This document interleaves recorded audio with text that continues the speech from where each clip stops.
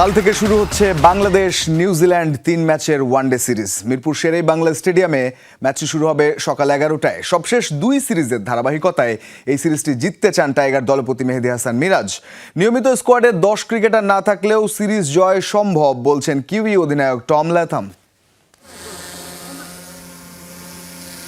দৃষ্টিনন্দন রূপালী এই ট্রফিটা হাতে নিয়ে হাস্যোজ্জ্বল বাংলাদেশ অধিনায়ক মেহেদী হাসান মিরাজ আর নিউজিল্যান্ড দলপতি টম ল্যাথম। তবে 3 ম্যাচের সিরিজ শেষে নিশ্চিতভাবেই এই 2 অধিনায়কই এককভাবে ট্রফিটা নিজের করে পেতে চান।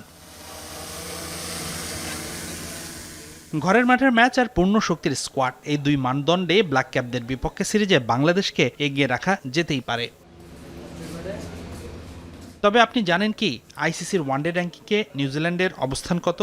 উত্তরটা 2, অর্থাৎ 9 আর 2 নম্বর দলের এক অসম লড়াই বলতেই পারেন। সে হিসেবে বাংলাদেশের বিপক্ষে তো ফেভারিট নিউজিল্যান্ড। তবে ওয়ানডে ফরম্যাটের জীর্ণ ফর্মটা কাটিয়ে উঠছে বাংলাদেশ। সবশেষ 2 সিরিজে মিরাজের দল হারিয়েছে ওয়েস্ট ইন্ডিজ আর পাকিস্তানকে। সেই ধারাবাহিকতা বজায় রেখে ব্ল্যাক ক্যাপদের বিপক্ষে সিরিজেও জয় চায় স্বাগতিকরা।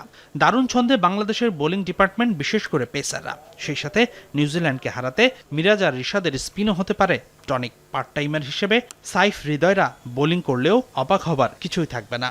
আমার কাছে তো মনে হয় যে আমার টিমটা এখন খুব ভালো একটা শেপে আছে এবং বন্ডিংটা খুবই ভালো আছে এবং লাস্ট 2টা সিরিজ তার উদাহরণ। আমার কাছে মনে হয় না ওই রকম বেশি গ্যাপ আছে। আর যেহেতু একটা জায়গায় আমরা ওয়ারিড ছিলাম ব্যাটসম্যানরা রান করতে পারছে না, বাট এখন সবাই খুব ভালো শেপে আছে এবং সবাই রান করছে, এটাও একটা টিমের জন্য অনেক পজিটিভ দিক। সরাসরি 2027 বিশ্বকাপ খেলতে হলে 9 নম্বরে থাকতে হবে বাংলাদেশকে, কিন্তু বিসিবি চায় আরও উপরে যেতে। সেই লক্ষ্য পূরণে কি স্পিনে দুর্বল নিউজিল্যান্ডের বিপক্ষে টার্নিং পিচ করবে স্বাগতিকরা? উত্তরটা না বলছেন মেহেদী হাসান মিরাজ। সবশেষ পাকিস্তান সিরিজের মতোই স্পোর্টিং উইকেট চান তিনি।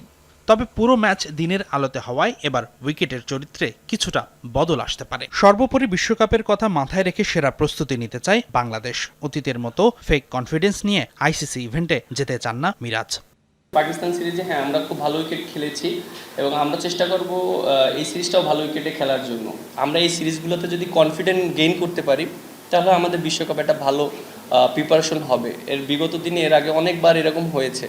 সো আমার কাছে মনে হয় 23-এর বিশ্বকাপের আগে কিন্তু আমাদের সিরিজগুলো আমরা অনেক ম্যাচ জিতেছিলাম, কনফিডেন্ট ছিলাম, বাট ওয়ার্ল্ড কাপে যে আমরা ভালো করতে পারিনি।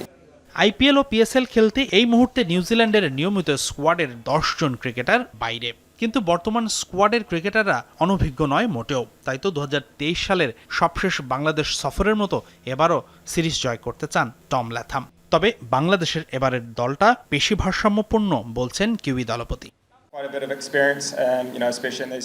ভারসাম্যের দিক থেকে বাংলাদেশের এবারের দলটা বেশ গোছানো। তাদের পেস ও স্পিন 2 বিভাগই যে কোনো পরিস্থিতিতে মানিয়ে নিতে পারে। আর এবারের ম্যাচ হচ্ছে দিনে। আমার মনে হয় না অতীতে এখানে খুব বেশি হয়েছে এমন সময়ে। আমার অভিজ্ঞতা নেই দিনের ম্যাচ খেলার। দ্রুত কন্ডিশনের সাথে মানিয়ে নিতে হবে। হাসানুর রহমান, যমুনা স্পোর্টস, ঢাকা।